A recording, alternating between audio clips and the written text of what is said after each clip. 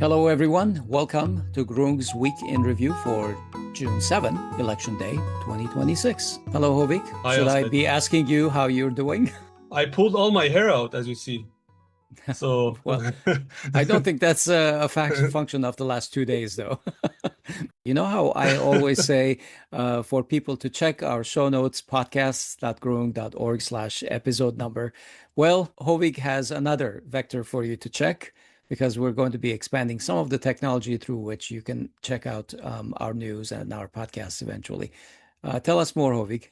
yeah, I'm eager to talk about the elections, or actually, I'm not. Maybe I'm not eager to talk about the elections, Yeah, but I know. we have built an app. And the reason we did this is because we find ourselves constantly in recommender jail, essentially.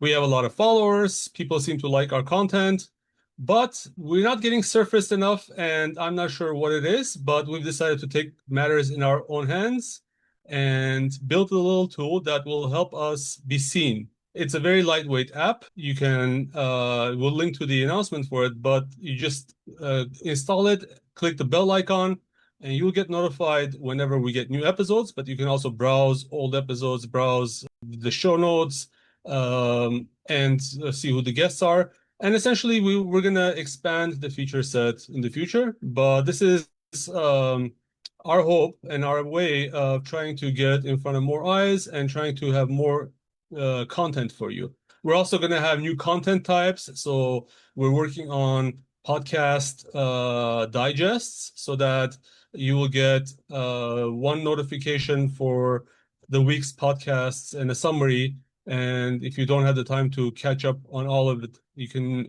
just read that one digest article. But the app is it. Please help us break out of jail, out of recommender jail, and just install the app. And of course, this is beta. So all we're asking you right now is to test it out. It will have some rough edges, but we will get it What's improved the over URL, time. Hovig? It's app.groong.org, app.groong.org, and give it a try.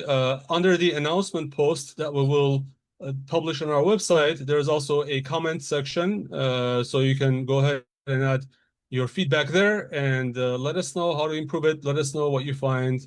This one essentially is a progressive web app. If you browse to it, you will get a little notification to install it. On Androids, it's all like automatic.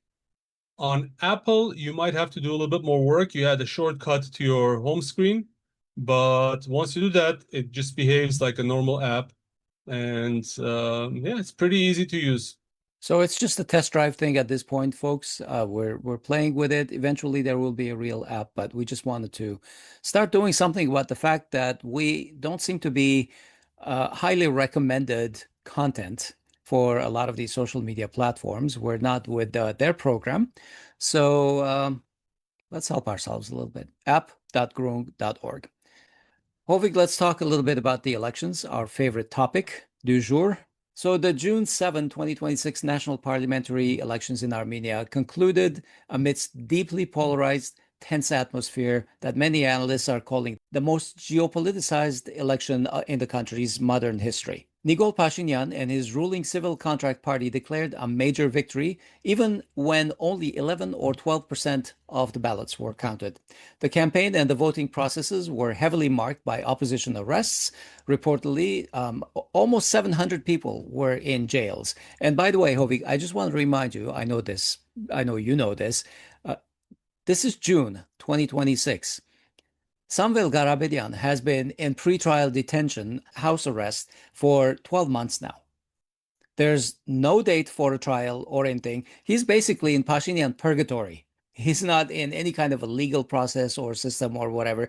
The man is under permanent house arrest until one day when Pashinyan no longer feels like it. Yeah, so essentially the opposition is trying to campaign with two hands tied behind its back. Yeah, Samvel Garabedian's entire campaign was run from home because he is not allowed to leave And when his he was in house. jail, it was not run from anywhere. I mean, it was run by his people, but it's one thing when you run a campaign, it's another when you are in jail and you're limited. Anyway, hundreds of opposition-minded people in jail, aggressive legal crackdowns, allegations of foreign interference, I mean, where do I even start telling you about foreign interference, hybrid wars, blah, blah, blah. It But was hey, crazy. if you believe Macron, this was democratic heaven, the elections, and Armenia is democratic heaven. Yeah. So civil contract got reportedly at this point 49.825%, strong Armenia 23.281%, Armenia Alliance 9.934. Why do we need three digits, Hovig?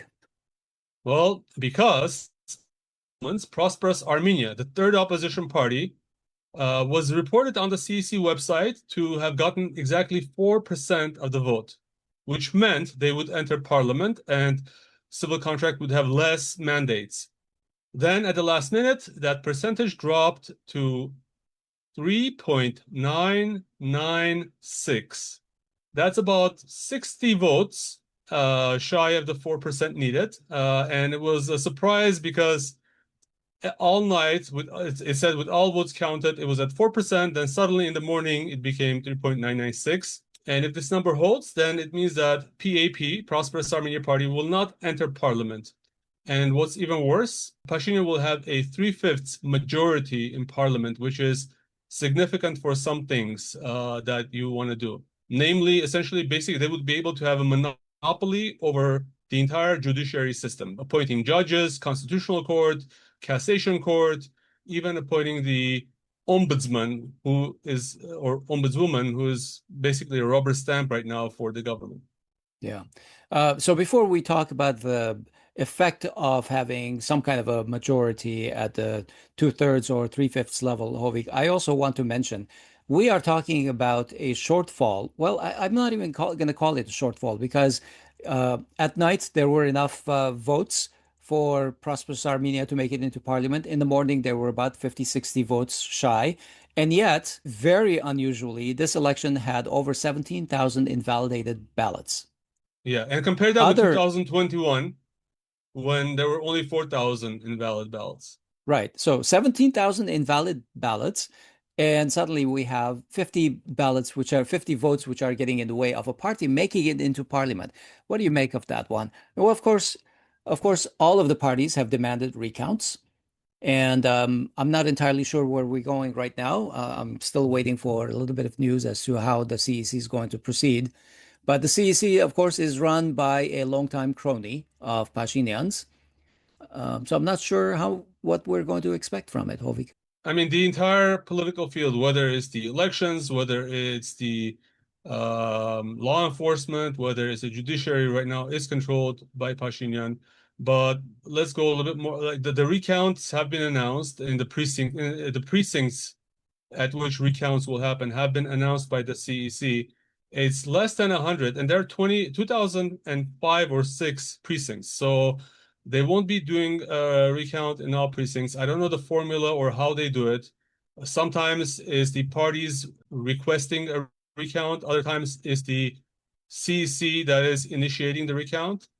And just one example, in one of the precincts, Prosperous Armenia had received 72 votes. But in the final report, the whoever was completing that report said that they have received 1 vote. So just from that one precinct alone, they could recover all of the votes. But I'm pretty sure what's going to happen is that civil contract, I mean the CEC, will also challenge or force recounts in precincts where Prosperous Armenia did well in hopes of trying to reduce their numbers.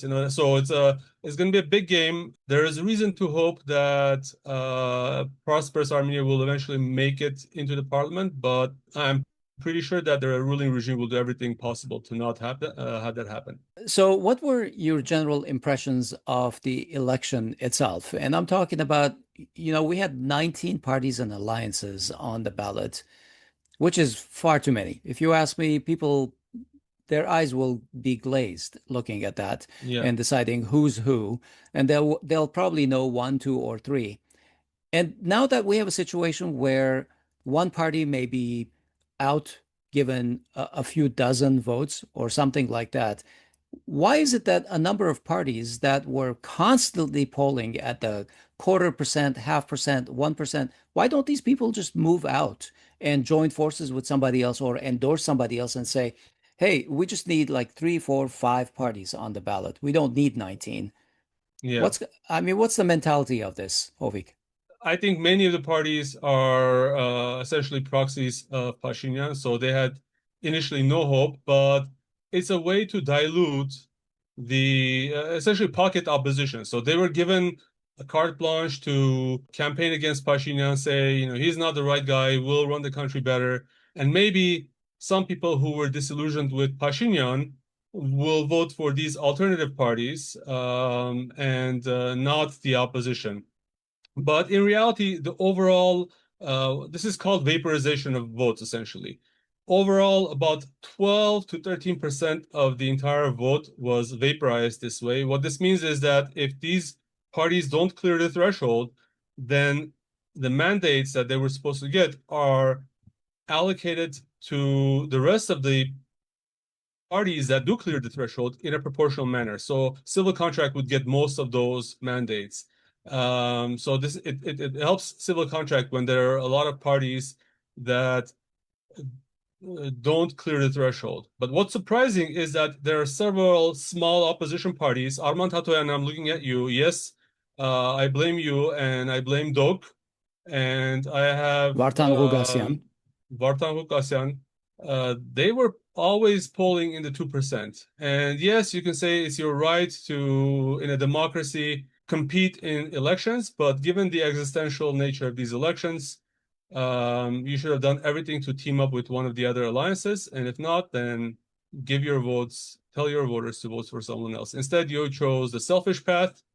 I'm hoping it's not out of malice. I'm hoping it's out of ego and selfishness. But in any case, Nikol Pashinyan should be thanking you personally for the extra advantage he got. So my impression overall was that there was a lot of manipulation even before these elections. I mean, it was guaranteed that Pashinyan would have some administrative resources, but he did everything to jail his opponents. Every crooked trick in the book was used to minimize the opposition's chances of even normally campaigning, right? If you take out the head of the campaign offices in various regions, if you jail hundreds of your opposition members, the ones who are most motivated, the ones who are able to get out the vote, then what do you expect?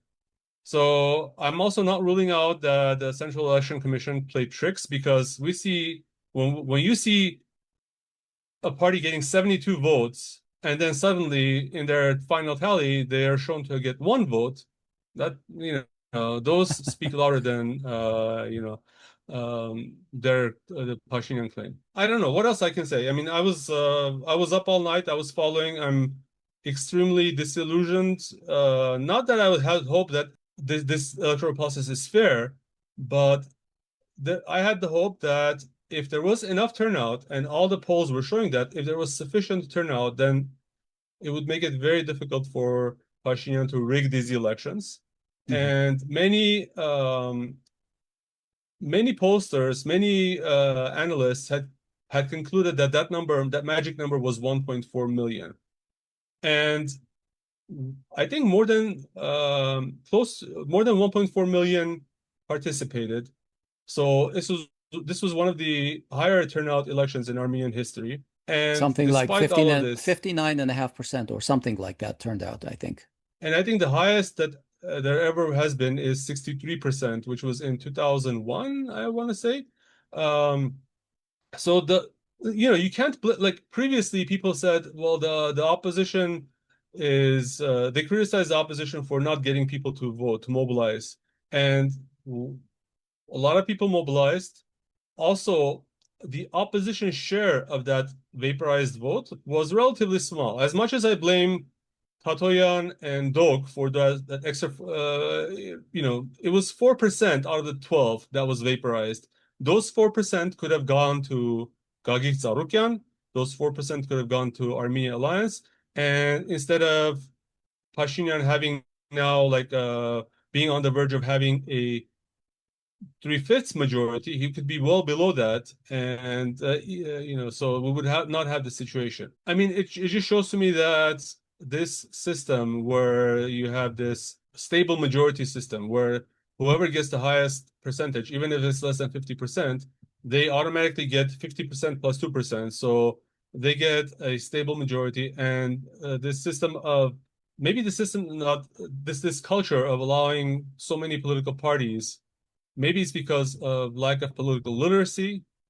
Maybe there could be something to regulate this field more, so that you have to put more money down in order to register to vote. I'm not sure, but in reality, we're talking about minor enhancements to a very rigged system. The system stinks from the head, and Pashinyan holds all the cards. My hope, maybe I was again naive, was that a strong turnout would make it difficult for Pashinyan to lead the country. Now we have someone who has handed over Artsakh, has lost wars, has capitulated left and right, trying to go for another term. Of those things that you mentioned, of course, those are extremely important issues for Armenians. The loss of Artsakh is paramount in both of our minds. But on a more technical basis, Hovik, he has not kept any of his promises on which he ran in 2021. He promised the occupation of Shushan Hadrut. That's right. None of that has happened. In fact, exactly the opposite, complete the Armenification of Artsakh, complete ethnic cleansing of Artsakh. And this vote, I believe, is certainly not free and fair. We can talk a little bit more about that and the reactions to this reaction, the international reactions to this election, because a lot of European leaders have congratulated Pashinyan, but there are glaring omissions as well. I haven't seen anything from China. I haven't seen anything from Putin and Russia. I've not seen anything from Trump himself, as a matter of fact. I know Marco Rubio has congratulated Pashinyan, but certainly not Trump. I'm not sure what Trump is waiting for, maybe. The Russian Foreign Ministry has criticized it, Oh, but yeah, not heavily. Yeah. Heavily. Beyond our impressions, certainly the opposition has initiated recount demands. I believe that Robert Kocharian has demanded a recount. Narek Karabedian has demanded a recount, and Gagik Zarugyan has demanded a recount. I'm not entirely sure what the process is at this point. Once again, what do you think? Do they recount 1.4 million ballots, or No, only how does it specific precincts. happen? Only specific precincts. The way it works is just like when they were counting the ballots by hand during the election, each party has their own representative that takes part in the process. They just get the ballots out and recount. But what's worrisome is that, all those invalid ballots, right?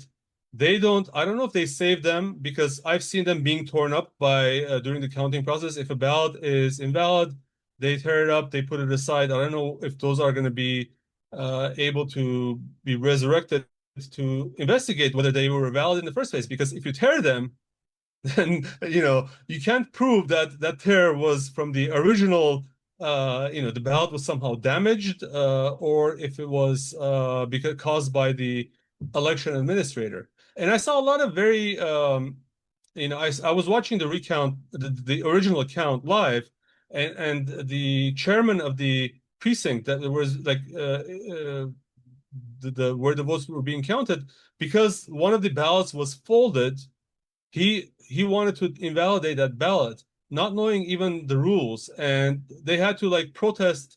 And he called his boss, and only after that he said, "Oh, okay, it's valid." And there are 17,000 invalid ballots, a very large number once again. So hopefully the recounts are going to take into account those ballots. I think that even if they had 50,000 invalid, even if they forged 50,000 invalid ballots, it's clear that a lot of people still voted for Pashinyan. Now, Armenia, and this is what I was trying to argue with you, I think, and another one of our friends, is that Armenia is not entirely like Western style in terms of democracy. There are still, like in the regions especially, there's a clan mentality. People vote with whatever their village elder says. If you have family members who are part of the government, then you vote for the government so that your family member can stay employed or your extended family member. I think that is also a controversy. So the administrative resource extends beyond the family. And I'm not ruling out bribes as well, but we see that everyone in the opposition is being wiretapped. So if there's any even mildly incriminating evidence that they're like talking about, well, payment or whatever, they have arrested all the opposition. But um, the videos and recordings, I mean the audio recordings of Pashinyan supporters saying that, hey, we've been told that all of our school staff, bring your students, we need to attend Pashinyan's protests.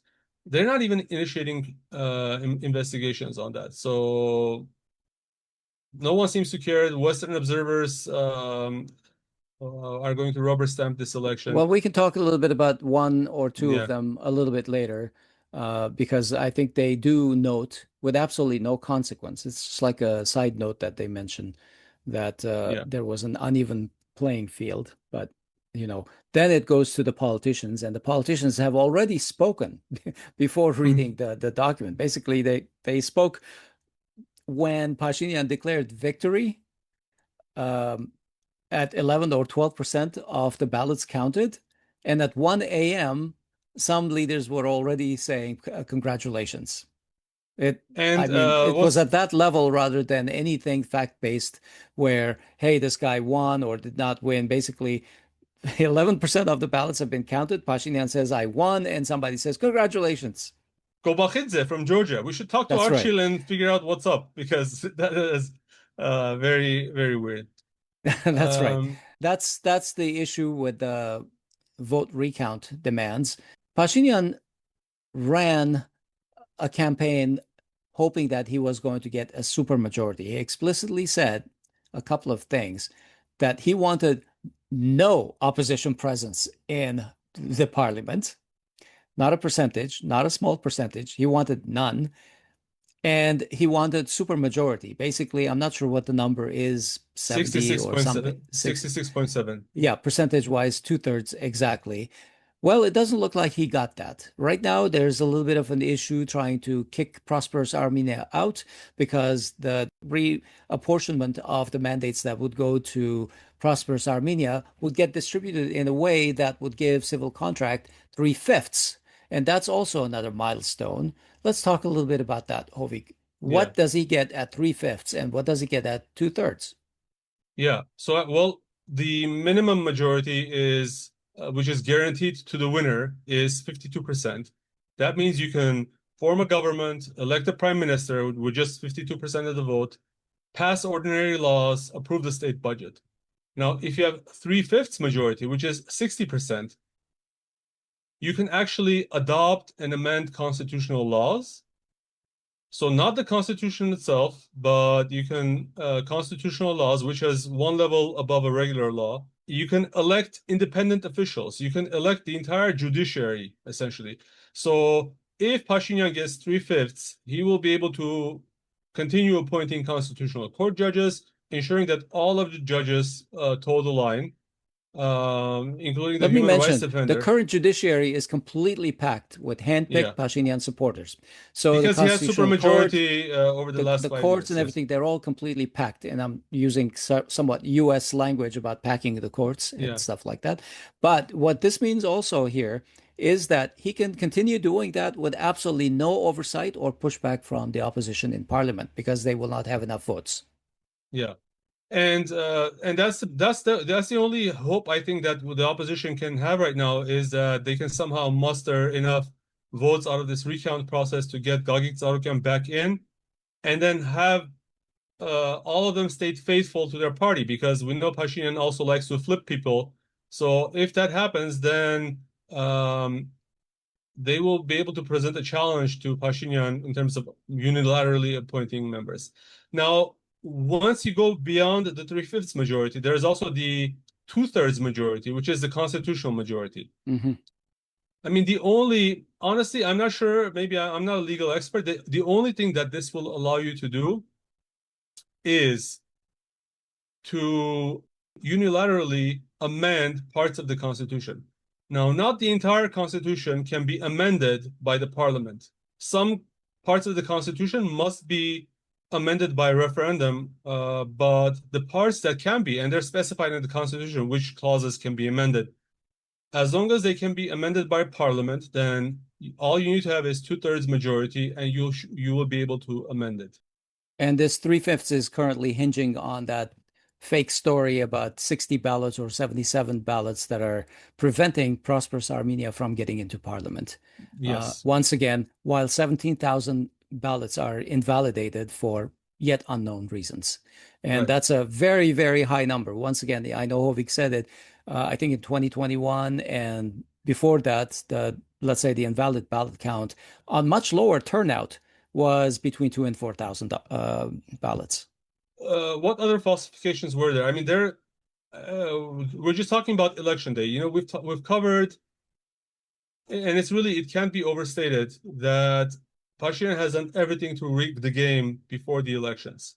But during election day itself, we saw hundreds of opposition members being arrested. Well, in and of itself, that means 100 people can't go and vote. So even then, those people could have been voting for Prosperous Armenia.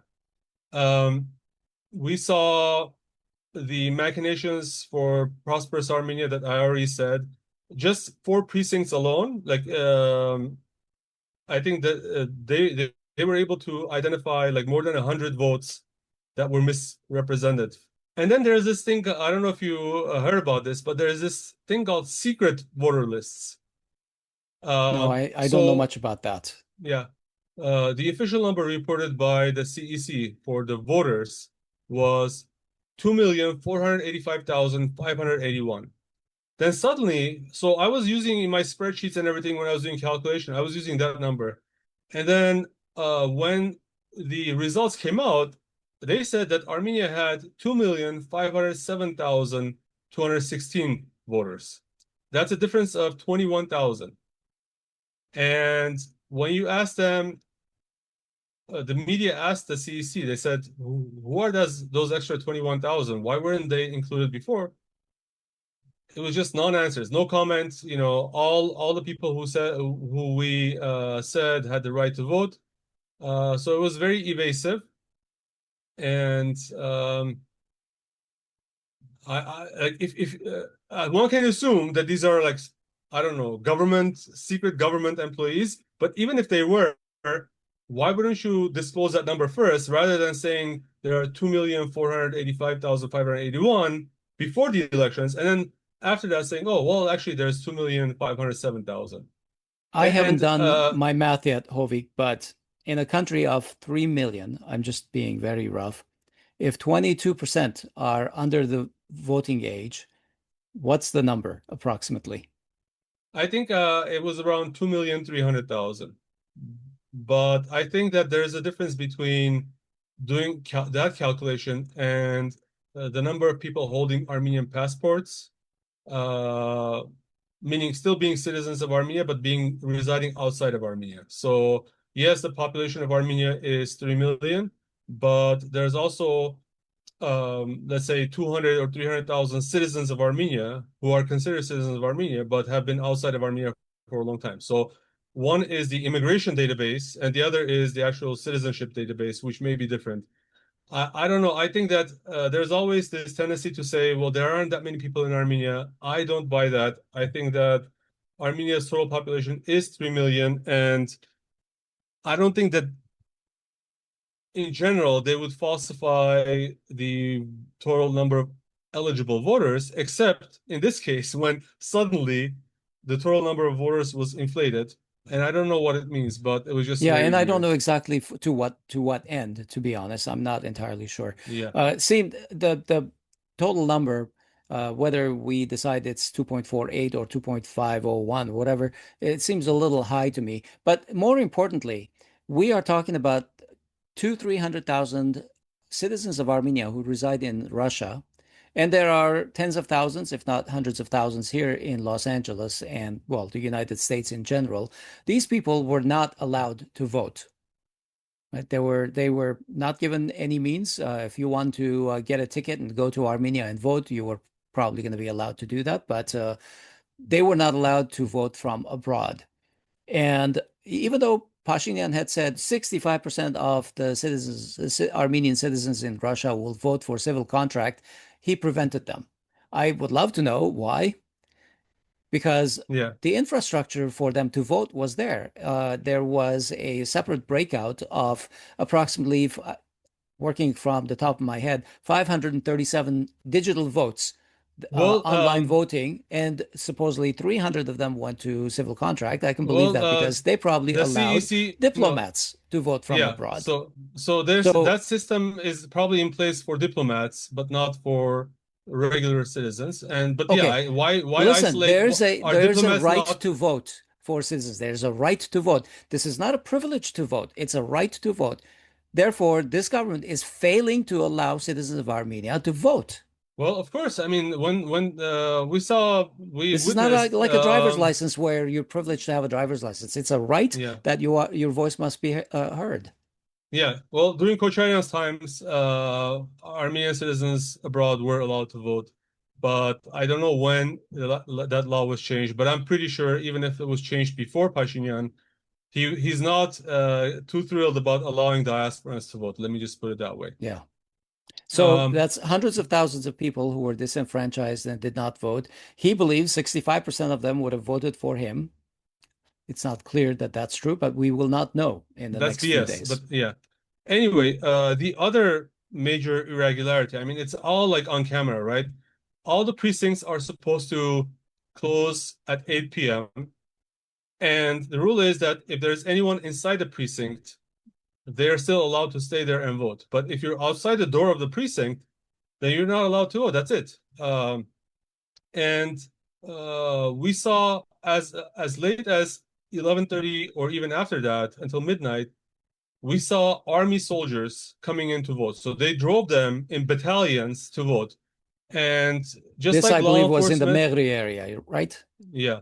And just like law enforcement, in the army, it's very well known fact that if your commander tells you, vote a certain way, I mean, yeah, maybe if you're opinionated, you might have your own decision, but young kids, young impressionable boys, 18-year-old, 20-year-old, probably would not risk doing that. We talked a little bit about the OSCE audit report. I don't know if we should go too much into it. All I can say is yes, they paid lip service to saying, oh, there was um, a lot of what do they call it? Uh, Severe structural pressure and an unequal playing field.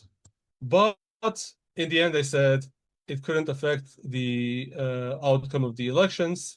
So yes, Which free and I simply fair. do not understand. When we are talking about 50 to 75 ballots making a difference, how could it not affect Yeah, the exactly. outcome of the elections? And so there was, for me, and I went through this report very quickly. It was a lot of Eurospeak. Like you said, they said basically the mechanics were beautiful. There were some pressure, some administrative things inside. The playing field was not fair. So you really have to understand what they're saying to understand it.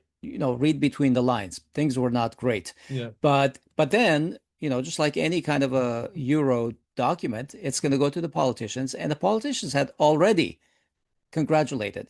I posted them on Groong.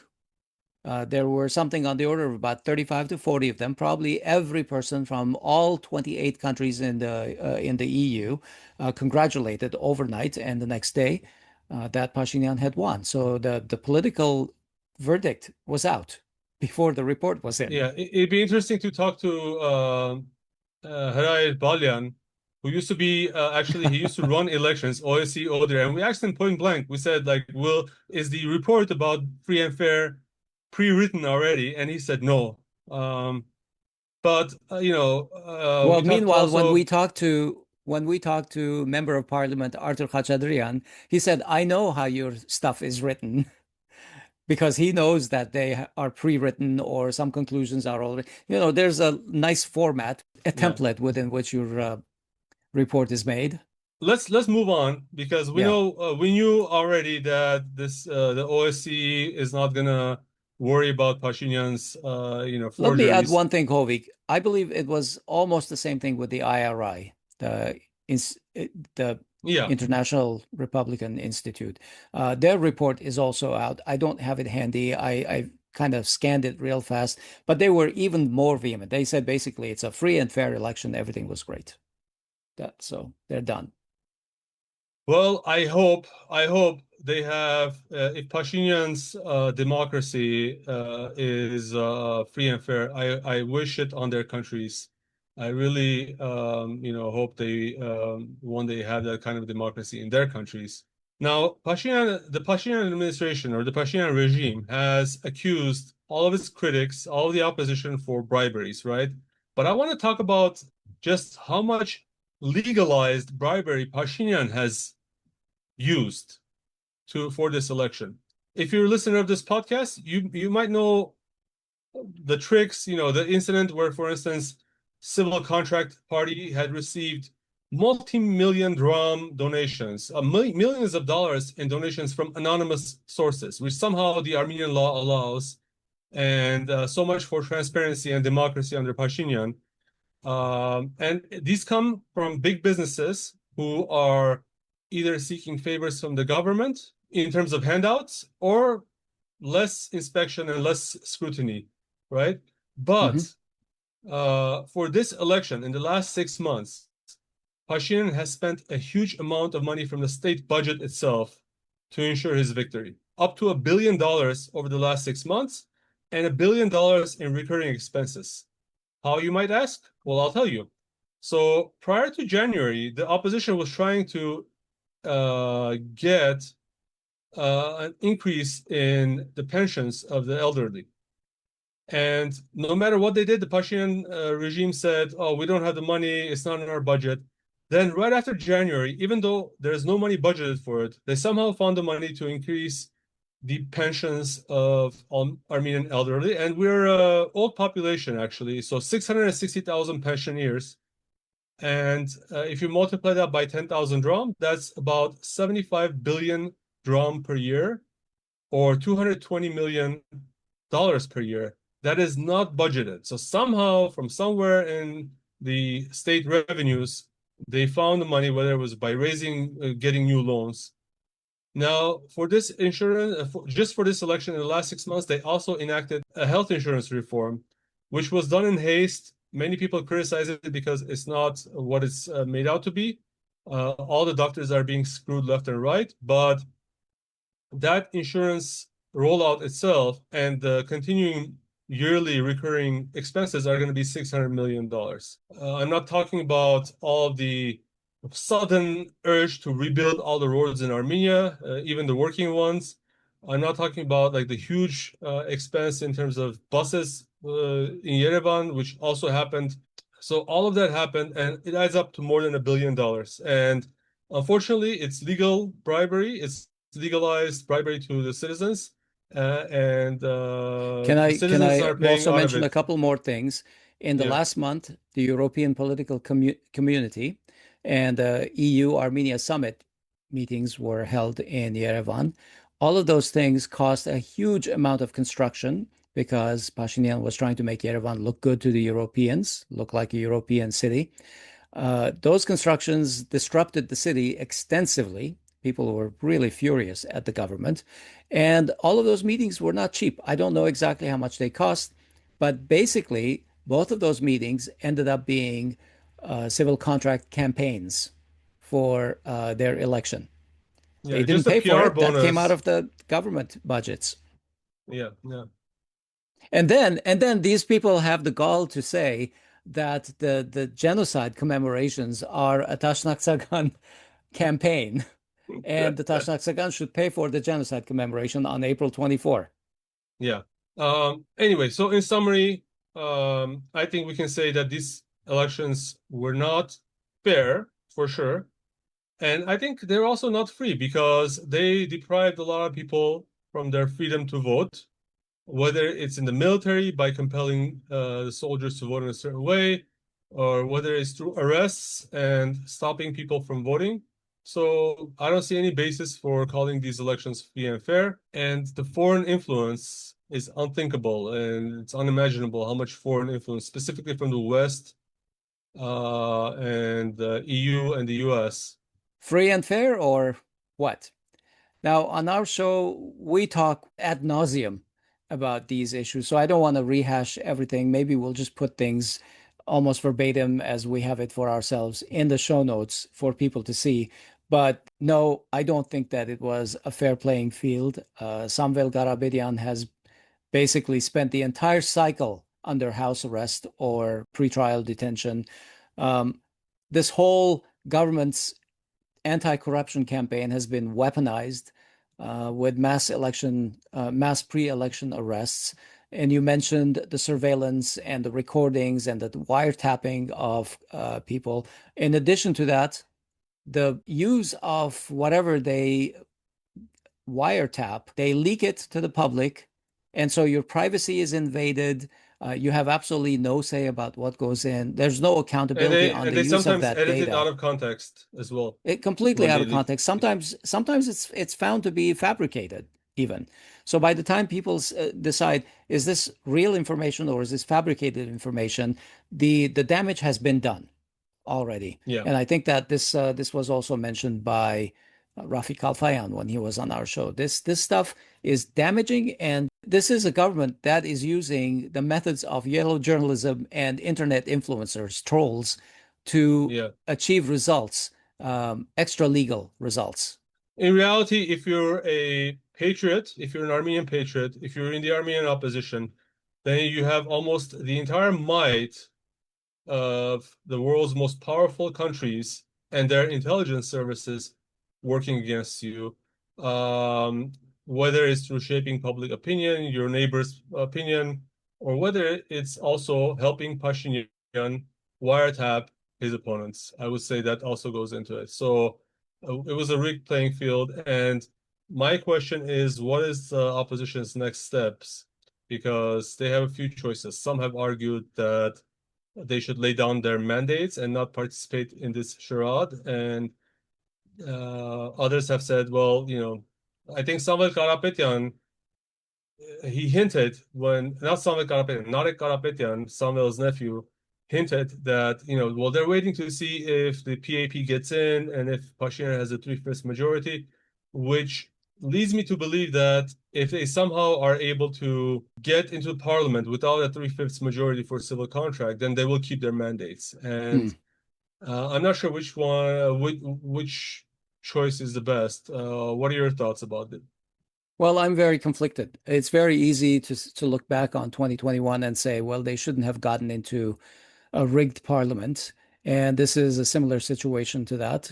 It's very dangerous to lay down your mandate and say, we're not going in, because you don't know if there's going to be some kind of a snap election called and Pashinyan just, railroads the real opposition and brings in other so-called opposition parties like the Republic Party and the meritocratic Armenia Well, Party. And these guys suddenly they they have to can't bring bring in in other two, right? parties. No, Y- so they if the so laying down the mandates is done at the individual level, mhm. at the not at the party level, and they can't replace it with another party.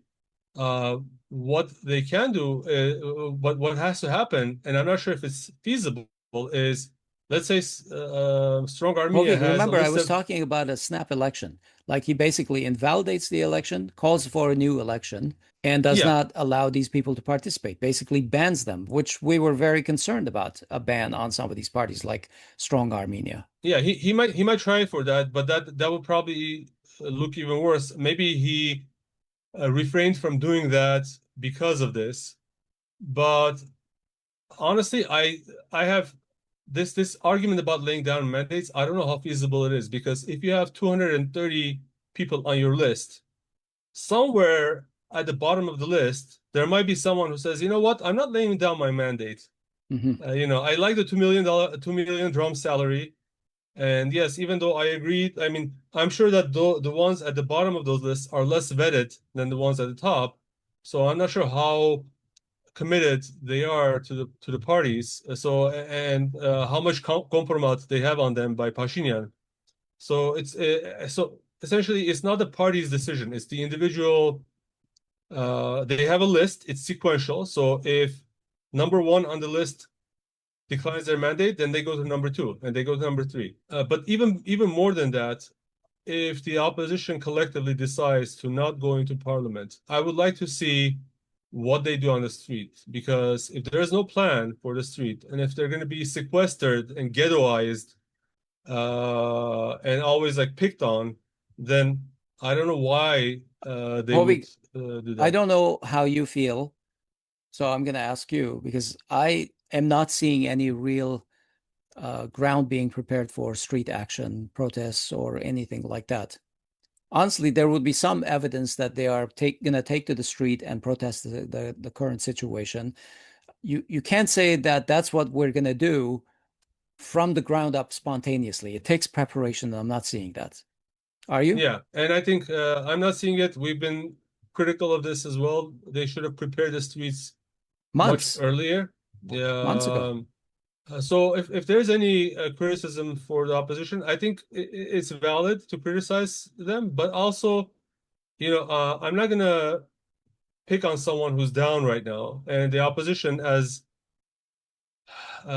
maybe they made mistakes, but also they were severely disadvantaged. Now they have to come up with a unified action plan on what to do.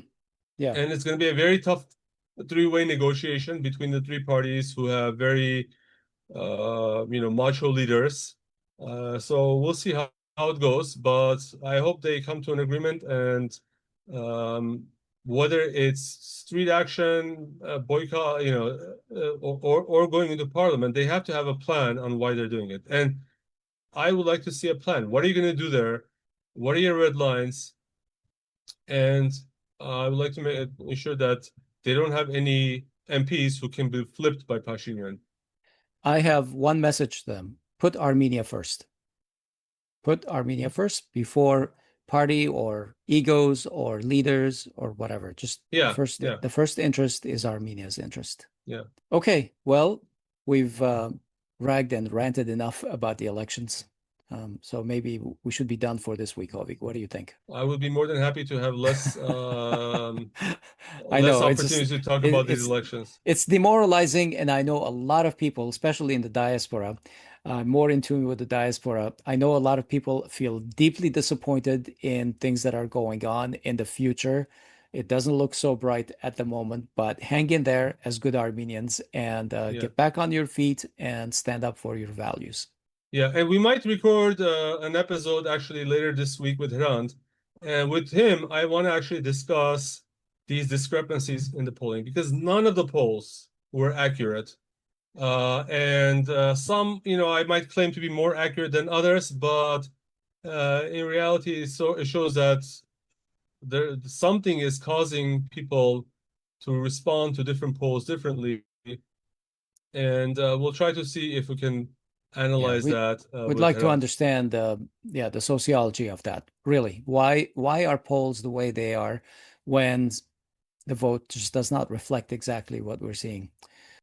Let's wait to see what the opposition also has to do. So the next few days are going to be critical for the opposition, but I hope they actually improve also in their strategic communication and let people know what their plans are, so that they can this feeling of rage and betrayal doesn't um, dominate, and they can transform it into an action, street action.